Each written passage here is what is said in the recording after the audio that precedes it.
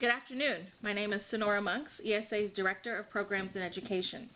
Thank you for attending today's webinar titled A Beginner's Guide to Energy Storage. Today's webinar is being recorded and will be available at www.energystorage.org. Participant lines will be muted throughout the webinar. However, we welcome your questions and comments, which can be submitted at any time via the chat box on the left side of your screen. Following the webinar, you will receive a link to the recording and slides, as well as a brief survey regarding today's topic and topics for future webinars. Your feedback will ensure that ESA continues to provide the highest value information to you and your company. Today's speakers are Lucy Fan, who is a board member at the Young Professionals in Energy in the Boston chapter.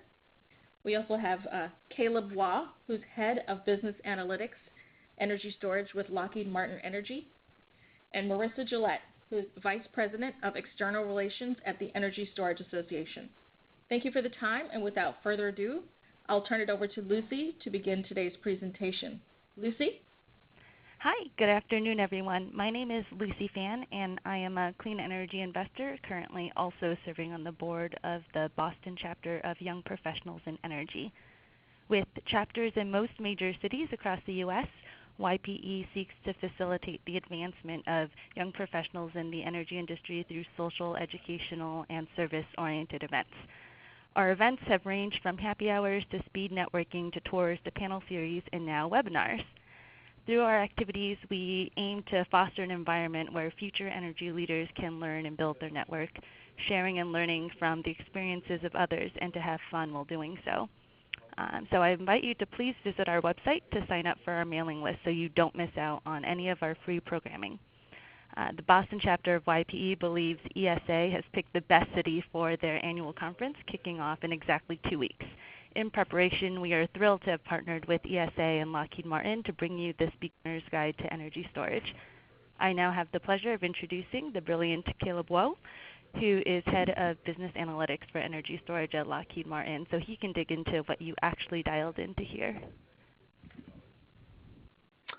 Thank you very much, Lucy, and for the introduction, and for Sonora for arranging. Good afternoon, everybody. My name is Caleb Waugh, and I lead analytics for energy storage at Lockheed Martin Energy. Most of what I do is really focused on the analytical side, doing some fairly sophisticated advanced analytics for business development, strategy, product design through high-fidelity techno-economic frameworks. And this is support of two products that Lockheed has in energy storage, our GridStar lithium-ion and flow battery products. So that's my background. Moving on. I can forward the slide. The purpose of this presentation, I'm only going to take about 15 to 20 minutes, but what I'm hoping we can get through with these about 8 to 9 slides is kind of just provide an overview of energy storage in the U.S., kind of the main concepts and themes that you want to be aware of if you're kind of new to the space and kind of new to what's happening, especially in the U.S. right now with energy storage, although certainly quite a bit happening globally. To start off, I think the first thing to really understand why energy storage is so unique as we look at all the different grid assets is unlike a lot of fuel-based energy commodities, you look at oil, natural gas, that are stored as a fuel and then we can use later, when we need them. Historically, there really hasn't been a lot of cost-effective ways of storing electricity. And because of this, you have a market and you have a network where it's one of the only ones in the world where, if you think about it, the supply of your good and the demand of your good has to be met instantaneously and at all times.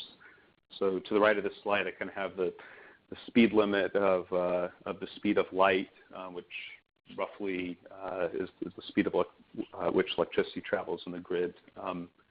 And so without storage, what you basically have is an electricity system that has to be designed for whatever the maximum demand on that network is throughout an entire year, and that generally results in a lot of overbuild of various generation, distribution, transmission capacity that isn't always necessarily fully utilized. There is about enough storage capacity that's equal to about 3% of the world's electricity capacity today, but historically that really has not been able to scale due to the lack of viable technology options. Going on to my next slide, just to kind of provide a brief background of what's happened in the U.S. There's a lot of focus right now, and especially in the last 3 to 5 years, on electrochemical energy storage, in particular, thermal storage, other types of storage. But actually, the first large foray into energy storage in the U.S. Happened about the same time as the U.S. was starting to build up its nuclear power base. And so what they had was this new generation asset with nuclear energy that was generating power at a fairly constant rate, and you would kind of optimize that for constant output. But that power in and of itself, didn't necessarily match demand. And so the thought was, is if you paired these very, very large nuclear assets with a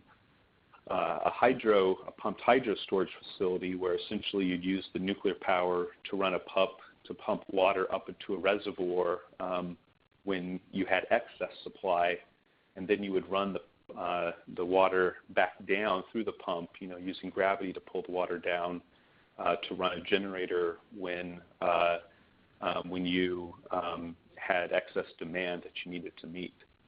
And so most of the energy storage and the capacity in the U.S. today is pumped hydro. There's over about 20 gigawatts, which represents about 2% of the total grid capacity in the U.S. And overall, if you look at all the energy storage capacity in the U.S. across all the various different technologies, about 95% of it is actually hydro. So even though most of the conversations today are focused in newer technologies, especially electrochemical battery technologies, historically it's largely been pumped hydro, and I'm showing a few of the predominant pumped hydro facilities on this chart. More recently, though, the major trend has really been towards the emergence of electrochemical battery storage on the grid. We've been seeing more and more deployments, a lot of recent deployments. If you look at the technologies that are getting installed today, it's almost entirely electrochemical, and it's, at least up until now, primarily lithium ion. And what's really enabled this has been the automotive industry, as battery manufacturing has scaled up for electric vehicles, and as that has driven the cost of lithium ion energy storage down, we've gotten to a point where it's hit a price point at which you can actually start using electrochemical energy storage, lithium ion storage, for grid applications and get the types of viable project economics that you need. And so while it's not nearly the size of pumped hydro, the capacity that's currently being installed is predominantly lithium ion, and recently we surpassed 1 gigawatt hour of non-hydro energy storage capacity in the U.S. So that's in general what's kind of been happening with storage, but when you actually get down into how it's used and how it's implemented in the grid, things get quite complex. Energy storage is often referred to as the Swiss Army knife of the electric grid, just because it's a very, very versatile grid asset that can provide a lot of different things and provide a lot of value all across the electricity value chain, from generation, transmission, distribution, and even for end users. And what you find is, if you look at all these applications, the requirements for the applications tend to vary first by power.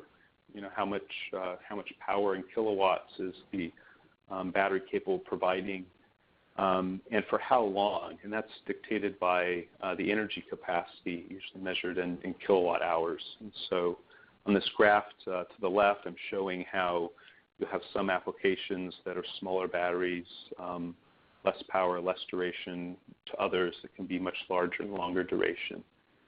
And what I've provided on the right in this chart is just an overview of what the key storage applications are that we're seeing on the grid. From electricity supply standpoint, you can use storage along with generation assets to do energy price arbitrage or provide supply capacity. Storage has grown significantly in the U.S., and one of the primary applications has been in ancillary services for frequency regulation.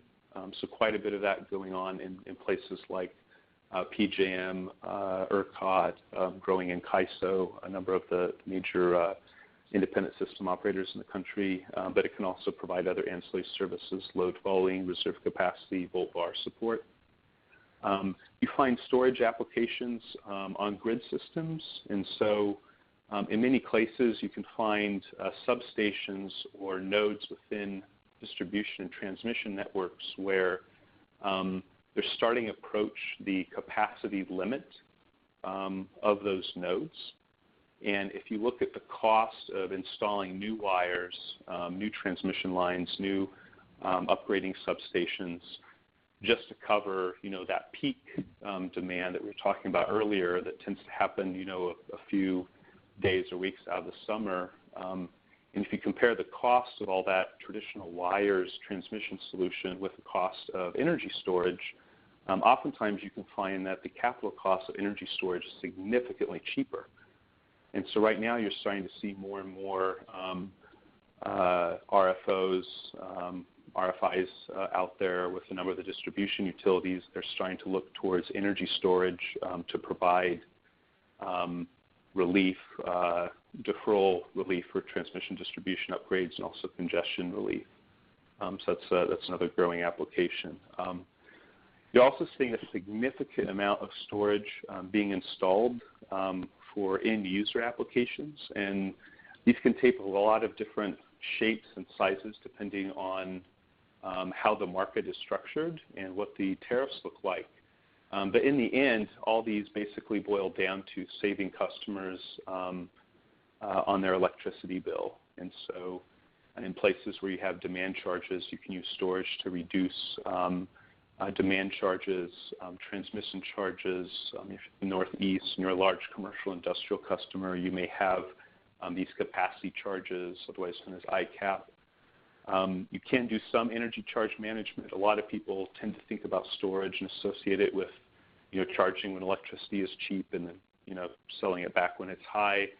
You can do some of that. The economics of that actually aren't particularly attractive. A lot of other things are more favorable, but you could do that.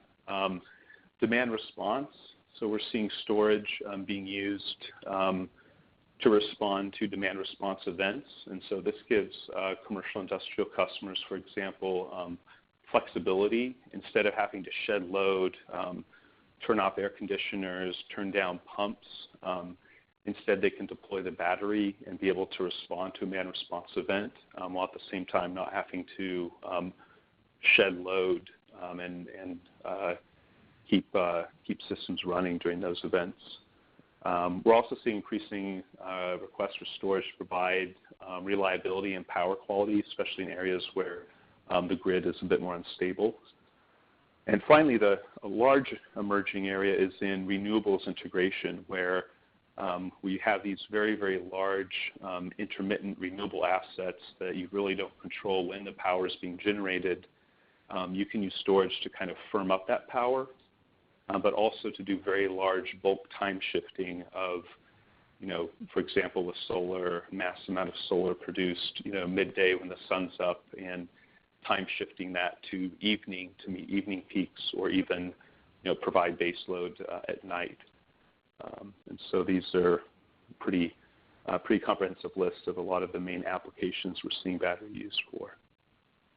Moving to the next slide, just to talk a little bit about markets and some of the language that's used in talking about markets.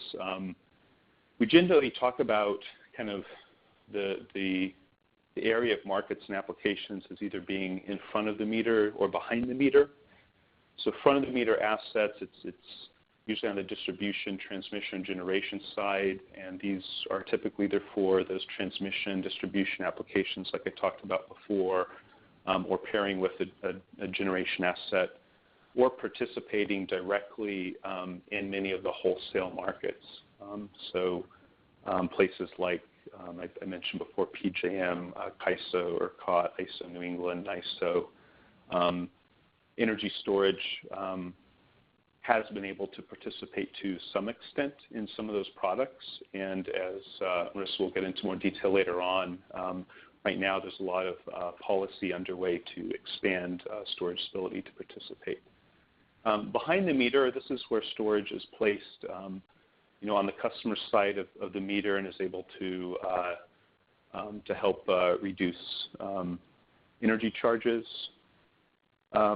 And what's interesting is right now, with the way that the grid is evolving to a increasingly distributed grid architecture, and the way in which the rules for market participation are now allowing distributed grid assets sitting behind a customer's meter, we're more and more approaching kind of a framework where that delineation between either being in front of the meter or behind the meter is really starting to get fuzzy. And so a term I had used to describe this that I thought was very appropriate was the concept of energy storage providing value across the meter, where you're no longer thinking kind of strictly of whether it's a large grid-connected asset or a small distributed asset.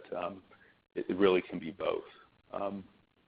All this said, when you think about storage projects and how you can use storage to make money, it is always highly, highly market dependent.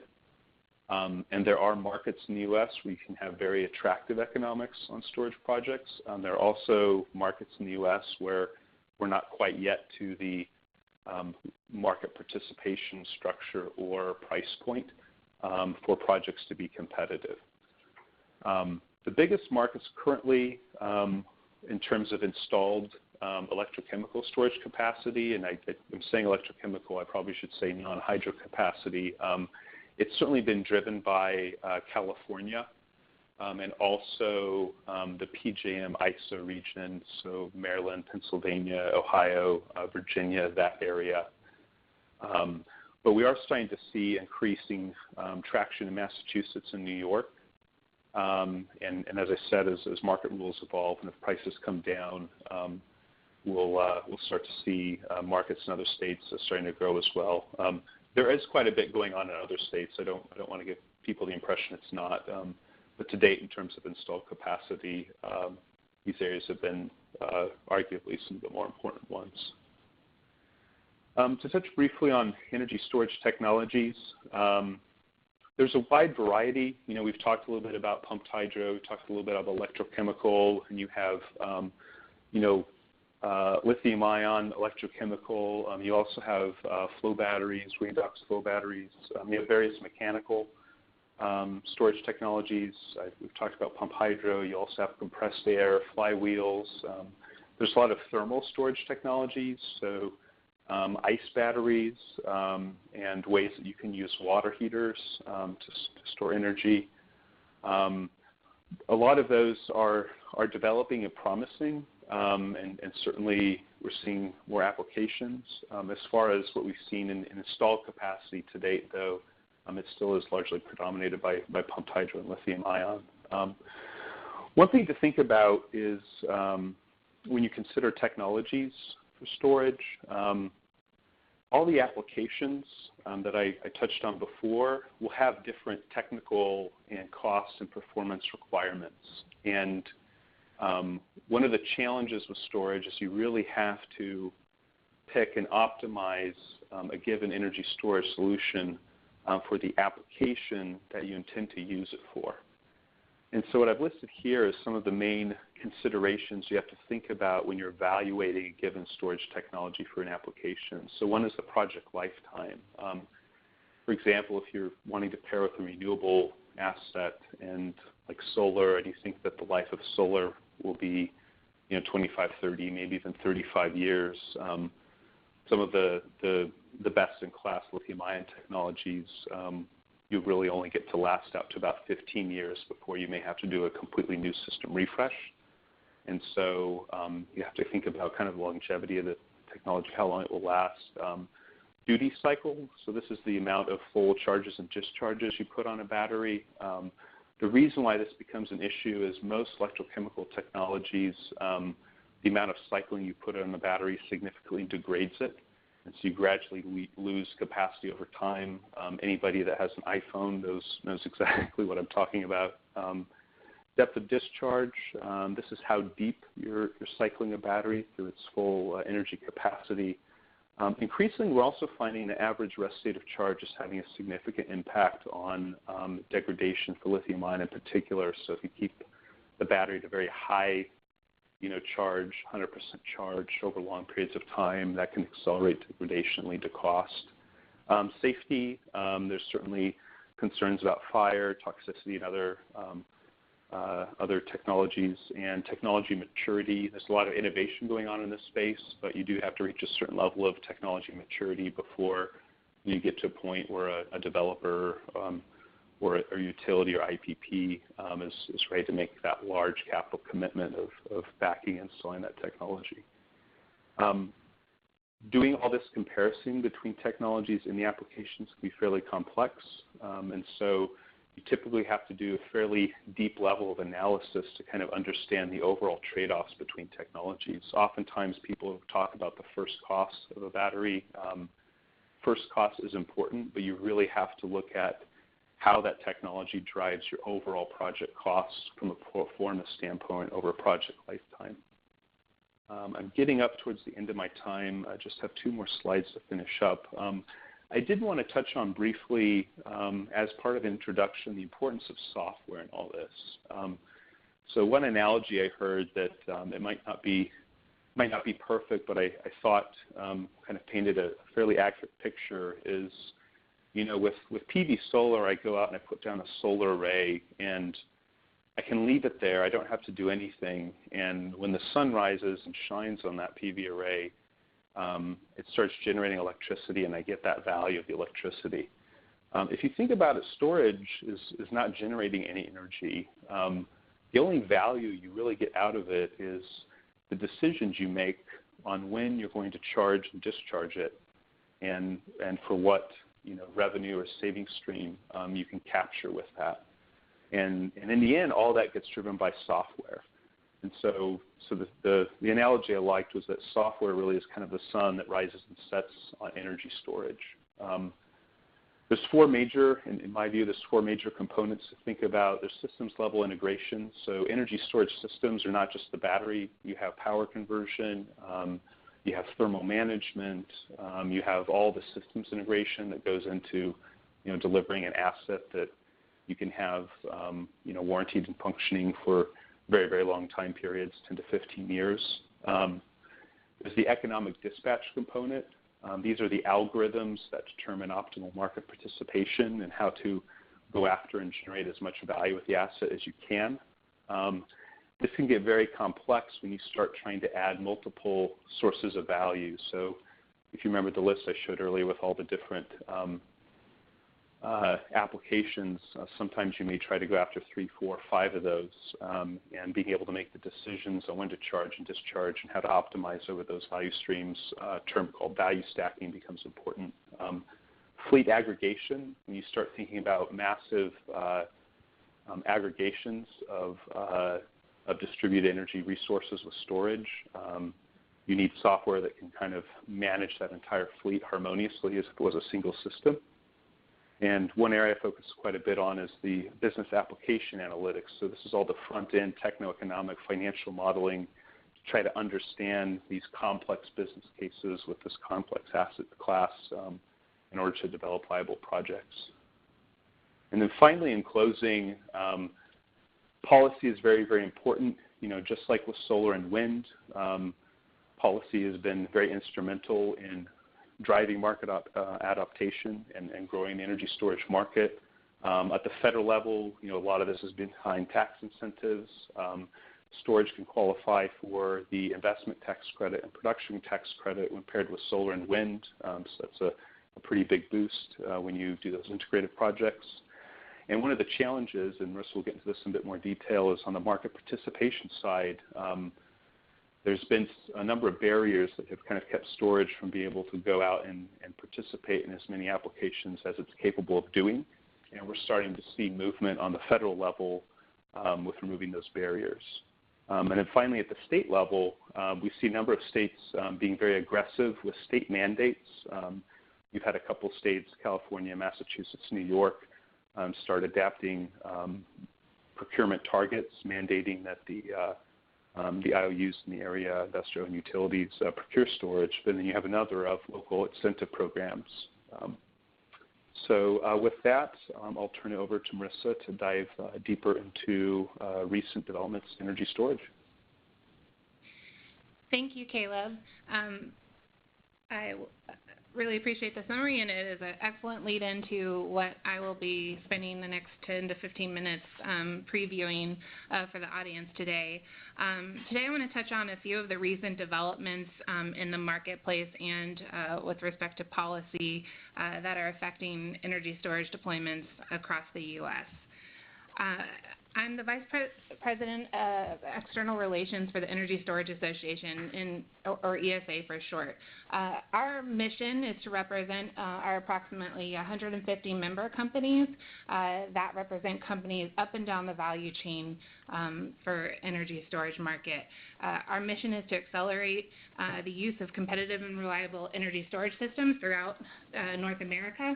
And to do that, we offer educational opportunities to all stakeholders like the webinar that we do today, and we also advocate for public policies both at the state and federal level, as well as at RTOs and ISOs across the country. The trade association serves as the national voice for the market, and we were established almost 3 decades ago, and as I said, we have a diverse set of members that include IPPs, electric utilities. We have financial and legal experts, software developers, renewable energy companies, you name it. We are coming at this from all aspects of energy storage. Quickly, this shows the wide and diverse nature of our member companies, and all of these companies are listed individually on our website if you're curious about that. So without further ado, I'll touch briefly on FERC Order 841. This order was issued on February 15th, as Caleb introduced you to. It was issued as a unanimous order by the Federal Energy Regulatory Commission, which is the federal regulatory body that has jurisdiction over the wholesale markets across the country. It was really a landmark order for the storage industry, and I think it will be a message that carries us through for years to come, and is really looked back on as a landmark time for the market. At a basic level, what the order did was direct all of the RTOs and ISOs, so we're talking about everyone from PJM to the California ISO, New England ISO, all across the country over the next 9 months. These grid operators were ordered by FERC to file tariff amendments that establish the participation model for electric storage across the grid. Getting back to the question of value stacking, which Caleb had touched on in his portion of the presentation, what this is doing is recognizing the fact that energy storage is already competitive and out there, but it's not being fairly compensated for the values that it is already providing. And that's because these markets were set up differently. Storage is unique in the fact that it can function as generation, load, and grid infrastructure. So combining all of those multiple services or values into a single system is what we mean by value stacking, so that storage resources can be fairly compensated for all the different values that they're providing today. So that's what FERC was telling RTOs and the ISOs to do, that they have to change their rules to provide the opportunity to be fairly compensated. So there are 5 sections of the order, and they're outlined on your screen. This order was issued in mid-February. There were several rehearing requests that were subsequently filed that are being worked through right now. But over the next 9 months was the timeline for the RTOs and ISOs drafting compliance plans to comply with Order 841. So the good, the bad, and the TBD. So these are the various aspects of 841. The really excellent aspect of 841 is that it's opening up the market for energy storage across the country. This is going to mean different things in different parts of the country. For example, PJM, which is the Mid-Atlantic Regional Grid Operator, and the California Grid Operator, they are already ahead, I would say, of some of the other regional grid operators in terms of providing fair and open access to storage. So depending on which region of the country you're in, storage could experience different implications from Order 841. Along those lines, that's part of what the bad is that we've identified with respect to Order 841. There's a high degree of flexibility given to the grid operators on many of those points, which is why it's so crucial that ESA and our member companies and stakeholders remain actively engaged in the process over the next 9 months. While the FERC order provided landmark guidance in terms of telling the RTOs and ISOs that creating this participation model was something they must do, what FERC did not do is specify what those rules had to look like or what the framework had to look like. So that's what we will be engaging with in the various stakeholder processes across the country. So as I said, the compliance filings are due to FERC by the end of this year. Then the grid operators have a full year after that to implement the compliance filings once approved by FERC. There's a high degree of uncertainty around this right now due to the rehearing requests and the ability of parties to request additional time, and it's something that to be very much aware of. Okay.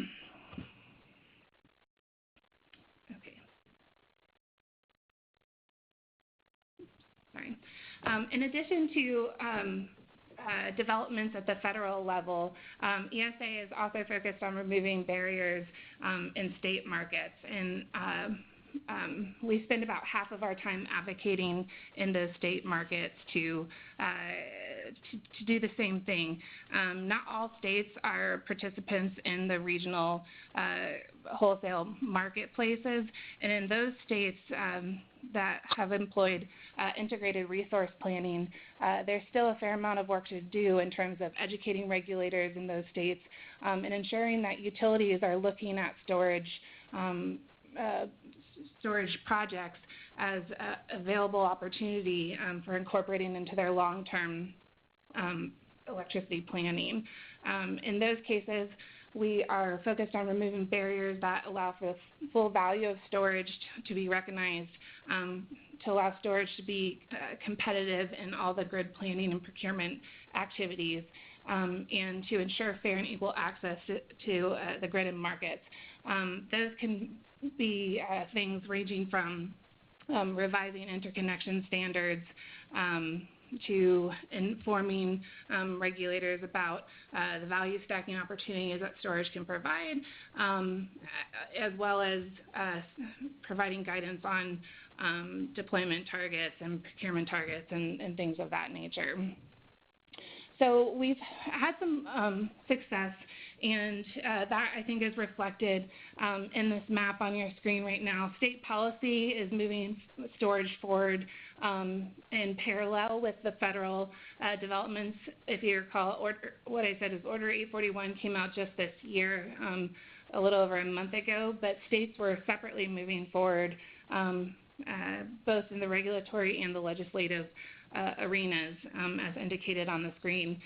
All these states took action in 2017, and many of these states, as well as additional states, are taking action in 2018.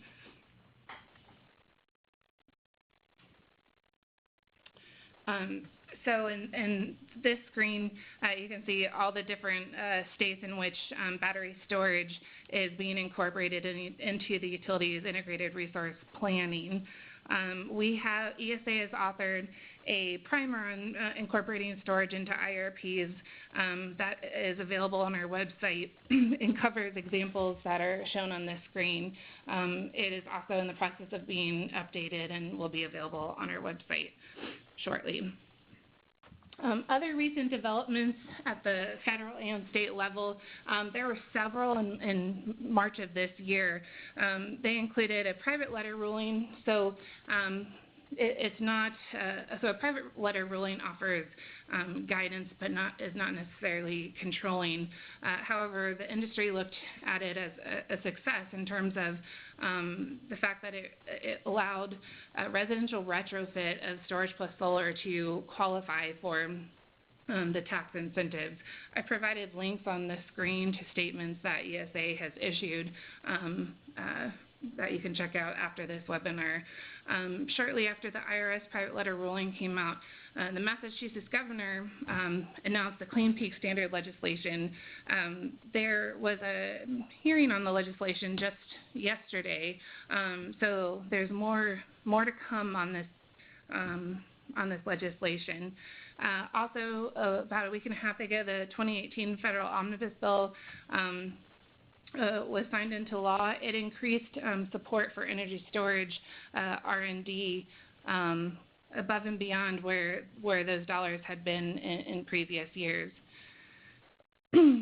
Also, hot off the presses, just yesterday, some of you may have seen the administration announced a 301 U.S. Section 301 tariff announcement on which proposes to levy a 25% import tax on Chinese goods in the mainly in the electronics and automotive sections. But because primary cell batteries are delineated in those proposed tariffs, there's been some questions over the past 24 hours about what the impact of those tariffs could be on the burgeoning energy storage market.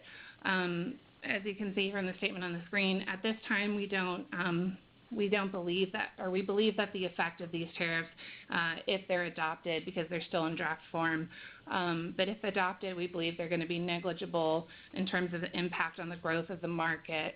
However, we of course remain concerned about whether this is signaling more to come in terms of placing tariffs on other types of batteries that would be more grid scale and the rechargeable batteries, and it just creates some unnecessary uncertainty from our perspective in a time where the market is otherwise prepared to really exponentially grow.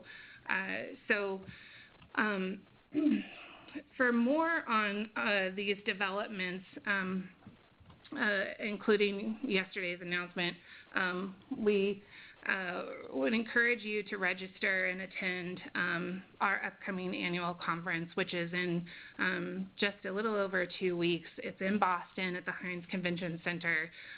This year's theme of the conference is that energy storage is proven and ready for business.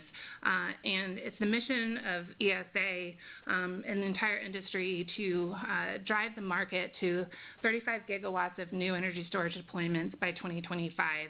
And we're well on our way to doing so. We believe storage, batteries in particular, continue to experience rapid cost declines, and the storage industry as a whole is growing exponentially. So we have some exciting keynotes announced, including Massachusetts Governor Charlie Baker, who will be opening the conference and discussing his Clean Peak legislation that he recently proposed. U.S. DOE Assistant Secretary Bruce Walker will also be providing a keynote Friday morning along with the others listed on the screen. For folks that are new to energy storage, there are different tracks at the conference that would introduce you to the market, including Energy Storage 101, which is a workshop on the first day of the conference from 10 to 12 on Wednesday. It's being hosted by EPRI. If you are not interested in attending that workshop and hands-on learning is more your thing, there are also site tours available that day. There's one to the Midgley Courthouse, which is within walking distance and features a ice storage demonstration project. With that, I know that we've had some questions come in, quite a number of questions actually that have come in while Caleb and I were doing our presentations. I've tried to touch on a few of them, but we will start from the top. Mm-hmm. Okay, so the first question was whether we could provide a clear definition of value stacking, and I think both Caleb and I have touched on that. A really helpful document, if you want to dig in on this, was produced by IREC, entitled Charging Ahead, an Energy Storage Guide for Policymakers. It includes an illustration of what value stacking means. But let me turn it over to Caleb in case you would like to present your definition. Yeah, certainly. I mean, to try to define it as narrowly as possible, I would say it is any energy storage project that is being deployed to more than one primary application. So I'll give you a concrete example. In the Northeast, if you were in the PJM ISO area, and if you were to site storage behind your meter, that storage could be used to, one, reduce a customer's demand charges by shaving those local peaks, so that'd be one value stream. Two, you could use it to reduce the 5 coincident peaks that are the basis of a capacity charge that you have to pay. And so by deploying the battery at certain times during the year, you can capture value there. A third is in PJM as a behind-the-meter energy storage system. You're actually allowed to participate in the wholesale frequency regulation market product, and so that would be additional value stream. So when I think about it, I tend to think of it, from a pro forma standpoint. Each line I can add on a pro forma that generates, additional revenue or savings for the project, that's additional value stream. And so any energy storage projects that's going after more than one is one in which you are value stacking. Great. Thanks, Caleb. The next question that was submitted opines that an economics paper recently read by the questions submitter assumed that to cost effectively remove intermittency from renewables, the capital cost of storage had to come down to around $10 per kilowatt hour stored. The question is whether we expect today's technologies can get down to that cost. Let me start by saying that the Green Tech Media quarterly monitoring reports that Green Tech Media puts out in conjunction with the Energy Storage Association provide a wealth of knowledge on the state of the market and projections about where the market is going. In addition, there have been several outfits that have put out estimates on this. The one that comes to mind is a study done in 2016 by UC Berkeley that estimated costs coming down to around $125 per kilowatt hour by 2020. I know that that's not in the same ballpark as the $10 cited in this question. But one thing to keep in mind that study was completed 2 years ago, and costs have continued to come down and projected to come down 40% further by 2022, and by Green Tech Media in their most recent report. Caleb, anything to add on that? Yeah, I would just say I would like to see where that came from. I think that's way too low. You definitely will not have to be that low. This really becomes market dependent, and it's a continuum. It's not a set price. So if you think about it, basically when you get to a market, you're trying to compete with whatever existing grid assets are able to provide an equivalent service at whatever cost they are. And so typically I think about the price of what storage needs to be for any application in terms of market clearing prices for that application. So one framework that's being used to think about this, kind of this idea of a hybrid LCOE, levelized cost electricity, where if I pair solar with storage, if I pair wind with storage, I'm getting that intermittent generation, but now I have a capability to make a part of that generation dispatchable on demand. And so there's a cost to make that dispatchable on demand, and depending on how much I want to make dispatchable, it will drive the size of storage I need and the cost. If I look at that continuum, and I did a paper actually for the ESA Studio Conference last year that goes into the economics of hybrid solar plus storage plants. For many applications, microgrids being the highest value applications because you're competing against diesel genset costs, which are among the highest. I would say that aperture starts at probably around $400 per kilowatt hour fully installed, and only goes down from there as the cost of solar comes down, and as cost of storage goes down, and whatever your market condition is. So 10 is, I think, unreasonably low. I don't think you have to be that low. Thank you. The next question deals with lithium and whether it's a finite resource, and whether we have any comments about recycling or end of use implications. So, Caleb, you certainly may have thoughts on this as well. One quick thing that I would note, lithium ion is, of course, representing a majority of the market share right now. It's, I think the most recent estimate I saw was 94% of the market is attributable to lithium ion. As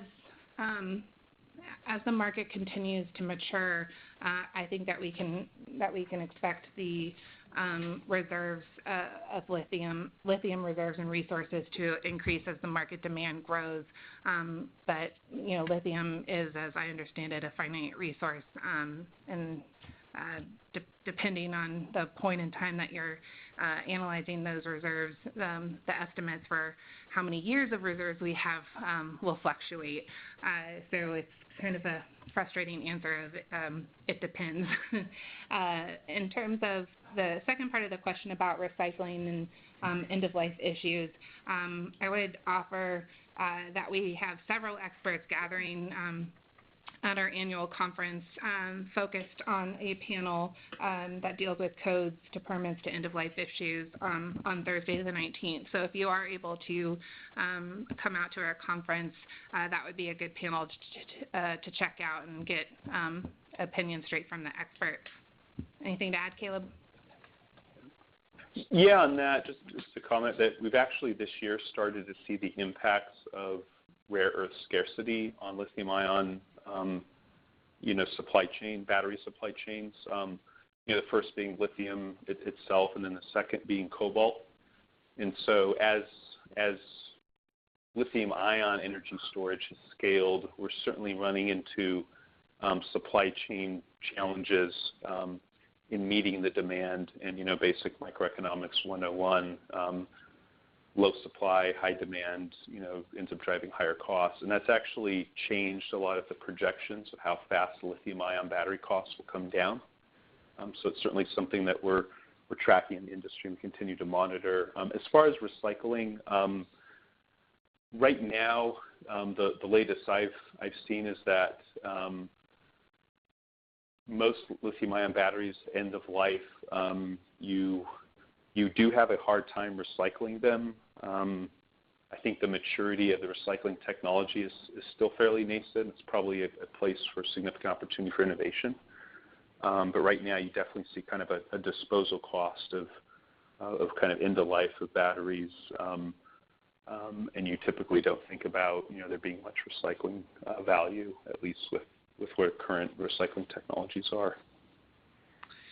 Thanks. And let's move to another question that I received for you, specifically about if you could give a brief explanation of how front-of-the-meter energy storage can be paid for in order to calculate the return on the investment.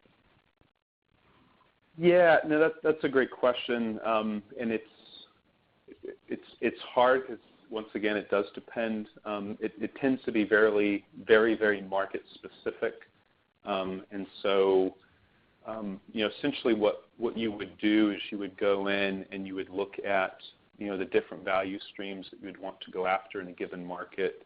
Can you provide capacity value? Can you provide various ancillary service value? Maybe there's some, depending on where you locate your storage, there's some distribution and transmission value.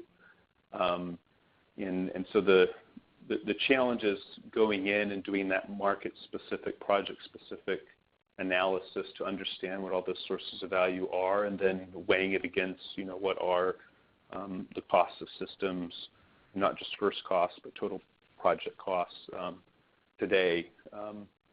So there's really not a general answer to that, but that would be the process that you would go through which to determine whether or not a front-of-the-meter energy storage project will pencil. Thanks, Caleb.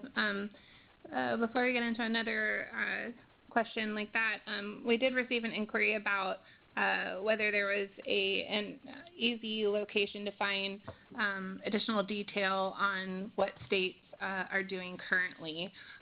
If you visit the energystorage.org, which is ESA's main website, there is a mini option for policy, and there's a tab for both federal and state. On the state policy portion of our web page, we post filings that we have made in all of the state dockets, and we are active in state dockets across the nation. So that is a good place to start in terms of viewing ESA and our member companies' positions on some of the current legislative and regulatory actions in those states. So let me move on to another question that we've received. I'll give a shameless ESA plug right here. Actually, I think the monthly policy review that ESA sends out is probably one of the best sources of that out there. So definitely make sure you're on that mailing list if you aren't already. Yeah, and Caleb, thank you for that. I think you may be referring to our member-only monthly policy newsletter. So it's a shameless plug to join ESA. And definitely make sure you're a member of ESA so you can get the newsletter if you are not already. Yeah, thank you. Okay, Caleb, we have another couple of questions, but we've only got 7 minutes left. So let's try to hit on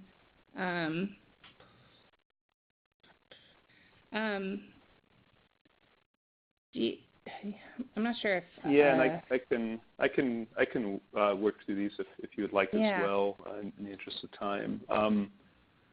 So we have a question. It's more of a technical question regarding physical constraints to set up batteries and series alternative for PX, for instance. I apologize. I'm not quite sure what we're asking in that question. If you send me a follow-up email, we could go into a little bit of detail. I'll probably skip that for now. We have a question regarding what does storage qualify for the PTC look like. So on that, and I probably wasn't clear, storage can be installed along with a renewable asset where the renewable asset production qualifies for the PTC, the PTC is just for production, and so the storage capital itself actually wouldn't get any value out of that. So the way I stated that in my slide probably wasn't as straightforward.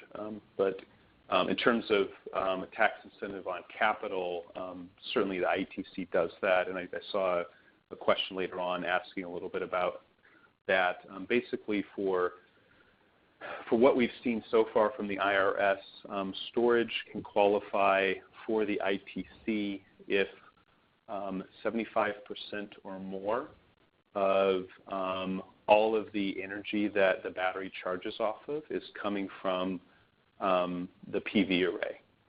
And then in that, you get a fraction of that 30% ITC, depending on what fraction of the energy is coming from the solar array. So basically, it would be 30% times 80% if 80% of the energy was coming from the solar array. And so what we've seen is that this is true when they're tightly coupled. They have to be, I think, at the same point of interconnect in order to qualify. A couple other questions that we had.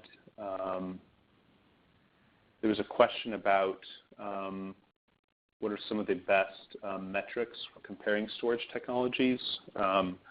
So my favorite metric is what I call the total cost of ownership. And for me, that's basically a small adder to the standard initial cost metric. So storage costs are typically calculated on a dollar per kilowatt hour of energy storage capacity. So for example, if I have a 1 megawatt hour battery, I'm capable of storing up to a megawatt hour. I would think about those costs in terms of dollars per each of those megawatt hours I have. And that can be defined either kind of at the DC level, it's the dollar per megawatt or per kilowatt hour just for the batteries. But what we tend to do is define that at the systems level. So it's the dollar per kilowatt hour of capacity delivered AC. And so that's taking into account all the costs of my power conversion, my thermal management, my balance of plant, my on-site civil and electrical, and kind of everything bundled into that one cost. And then the next thing you do is you can actually take account of many of the differences in performance aspects across different chemistries in terms of their impact on your project pro forma. So for example, if I use lithium ion and I'm cycling it heavily, that battery is gradually going to degrade, and I may need to add more batteries in the future to maintain a certain amount of energy capacity. Well, there's a cost associated with that. If I have one battery that's more or less efficient than the other, and I'm paying for that electricity, a more efficient battery is going to lose less electricity through efficiency losses, and the cost of those losses will be less than a battery that is very inefficient. And so what you can do is basically count up all those different things that add to cost over project lifetime and take the net present value of that to get kind of a discounted cost cash flow of using that storage technology for an application over project lifetime. And so that's what I define as a total cost of ownership, which is the net present value of total cost over project lifetime. And that's why I like is kind of an apples-to-apples way of comparing different technologies for different applications. So there's a question, is there a vanilla model of that? Shoot me an email. I'll see what I can find, but it's pretty much a cash flow problem. I noticed we're about out of time. I don't know if there's time for any other questions. I'll turn it back over to you. Thanks, Caleb. Let me try to fly through one last question, and then we'll wrap up for the day. The last one that I'm going to try to tackle is whether we have an opinion on large-scale grid storage outpacing growth of the individual residential and small business storage solutions. What I would add is that ESA represents member companies that are behind the meter and in front of the meter, and we see growth potential in both of those applications. The numbers that came in from 2017 showed upward growth in both of those categories. Behind the meter installations in terms of megawatt hours are still less than or about half of what front of the meter deployments in terms of megawatt hours were in 2017. But the percentage change in growth between 2016 and 2017 was much higher in terms of behind the meter deployment. So I think it's fair to say that there's percentage growth in both of those applications and opportunities in both settings. Caleb, any last words? And then we're going to have to end for the day. No, just one last question. I saw a question regarding AI behind the meter. It's a great question because, yeah, we're starting to see a lot more sophisticated artificial intelligence, machine learning, and that sort of capability being applied, especially to some of the economic dispatch capabilities. Yeah, just thanks everybody for joining. Look forward to seeing everybody at ESA, and yeah, look forward to seeing everybody in Boston. Thanks, Caleb. With that, we are going to conclude today's webinar. I want to thank Lucy and Caleb for joining us on this afternoon's webinar. Any follow-up questions can certainly be addressed offline by email to one of our speakers. Thank you again for joining, and we hope to see you in Boston in 2 weeks. Thank you.